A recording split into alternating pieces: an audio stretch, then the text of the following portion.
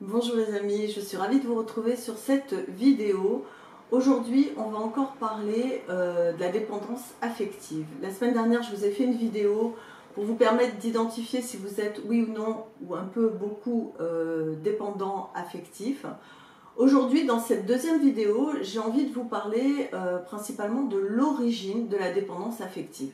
Qu'est-ce qui fait qu'une personne se rend compte à un moment donné qu'il y a quelque chose qui ne fonctionne pas dans sa façon d'être en relation avec l'autre? Ça peut être dans le couple, ça peut être avec ses parents, ça peut être dans le travail, avec des amis. Elle sent qu'elle est collée à l'autre, qu'il y a un petit problème, elle a peur d'être abandonnée. Je vous laisse le lien de la première vidéo, comme ça va vous permettre de reprendre un petit peu tous les points qui permettent de déterminer si oui ou non vous êtes dépendant affectif, un peu, beaucoup ou passionnément. Alors l'origine, vous l'avez deviné, je pense que si vous regardez cette vidéo, vous vous en doutez un petit peu, c'est l'enfance et notamment la petite enfance.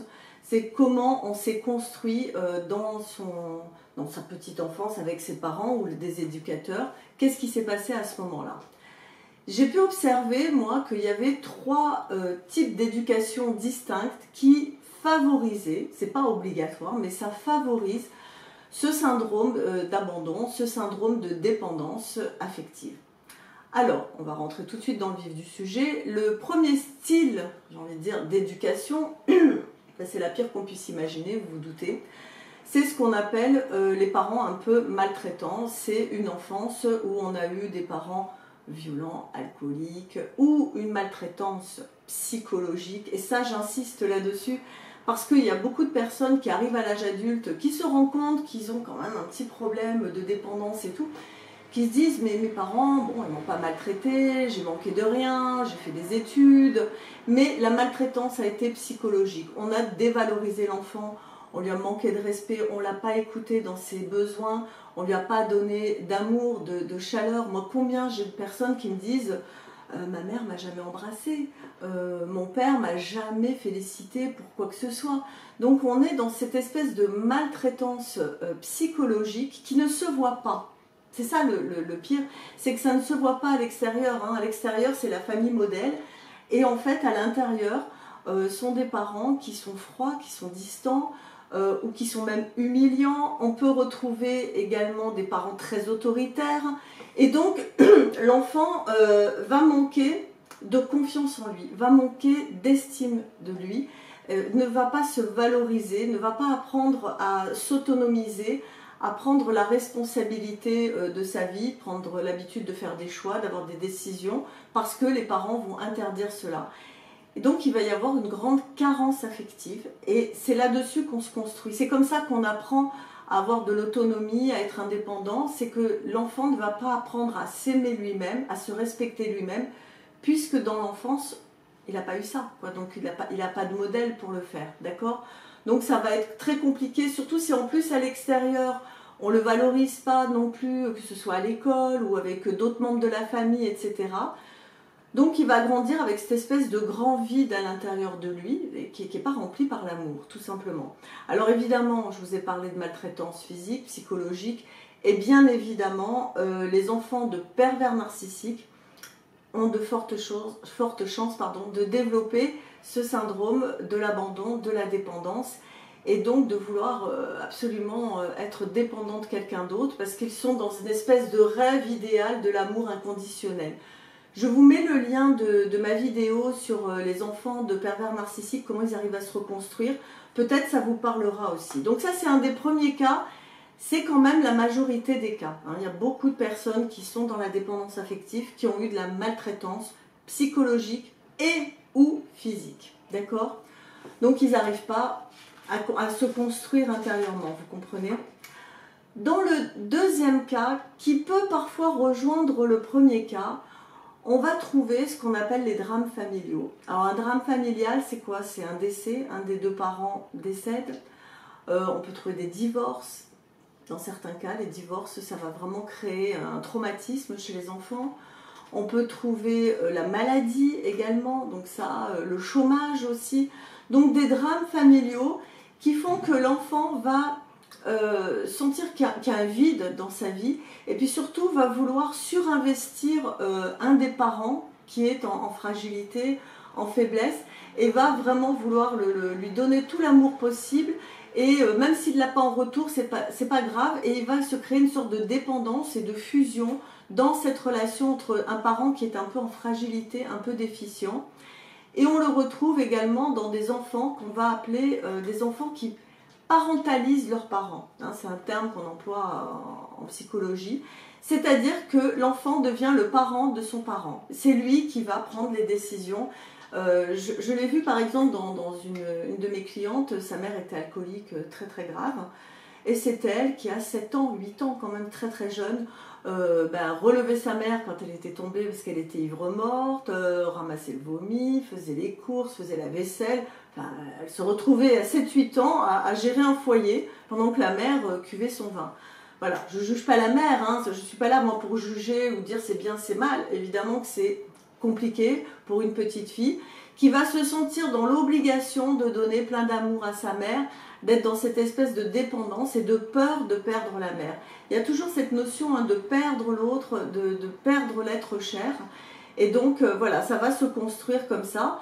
Et si le parent se retrouve vraiment en grande fragilité, ça peut être les deux parents également, l'enfant va devoir surinvestir cette relation et se sentir le sauveur de la famille. Ça peut créer aussi de la dépendance affective. Et un troisième point que l'on retrouve également, ce sont à l'inverse des parents qui sont hyper protecteurs, hyper protecteurs, qui ont peur de tout pour leur enfant et qui ont peur qu'il leur arrive un malheur, qui ont peur qu'il leur arrive quelque chose et qui créent une espèce de relation fusionnelle avec son enfant. On est toujours avec lui, on fait des activités avec lui, on devance ses désirs, ses besoins. Ça peut devenir après ce qu'on appelle l'enfant roi, l'enfant tyran, ou alors l'enfant complètement soumis, qui est un peu devenu une sorte de poupée, de marionnette. On appelle ça le fait d'être chosifié par ses parents. Alors le terme est un peu dur, mais finalement on est englobé dans l'énergie des parents, et l'enfant, pareil, n'arrive pas à se construire, à avoir confiance en lui, à s'autonomiser, à avoir la possibilité de prendre des décisions, de faire des choix. Il a peur de faire mal, il a peur de ne pas faire plaisir à papa, à maman, et donc il va suivre un petit peu ce moule. Et donc on va trouver un enfant qui va avoir du mal évidemment à se construire. On est encore toujours dans cette histoire de se construire, devenir autonome, prendre confiance en soi, savoir quelle est sa propre valeur, quelles sont mes forces, mes faiblesses, d'apprendre à devenir un adolescent et ensuite un adulte. Et donc, en fait, ce qui se passe, si on réfléchit bien, une personne qui est dépendante affective reste un enfant. Au fond de lui, il n'a pas grandi. Il n'a pas grandi parce qu'on ne lui a pas donné l'élan nécessaire pour s'autonomiser et devenir un adulte. Et donc, quand il devient adulte, alors oui, physiquement c'est un adulte, en apparence c'est un adulte, mais au fond de lui, ça reste un petit garçon, une petite fille qui a besoin de papa, qui a besoin de maman, ou qui va aider papa, ou qui va aider maman, qui se positionne en sauveur, en victime. Et donc, dans la relation après avec l'autre, dans le couple, ou avec des amis, ou dans le travail, il va être toujours dans ce côté, j'ai besoin de l'autre, j'ai besoin de me coller à l'autre pour que l'autre me remplisse et me dise finalement ce que j'ai à faire, ce que je n'ai pas à faire, comment le faire. Et donc ça va être tout l'enjeu d'apprendre à se délivrer un petit peu de cette problématique, de cette souffrance, parce que tous les dépendants affectifs sont dans une grande souffrance, il faut le savoir, parce que ils se sentent tout le temps vides à l'intérieur d'eux. Et les seuls moments où ils se sentent pleins, c'est quand ils reçoivent de l'amour. Mais le problème, c'est que la personne qui va leur donner de l'amour ne leur en donnera jamais assez. Parce que c'est comme une espèce de vide, un vortex qui aspire, et donc plus on en donne, plus il en veut, parce que en fait, au lieu de tourner son regard vers l'extérieur, vers donne-moi de l'amour, il va falloir que la personne qui est en dépendance affective apprenne à tourner son regard vers l'intérieur et apprendre à se sécuriser elle-même, à se donner de l'amour elle-même.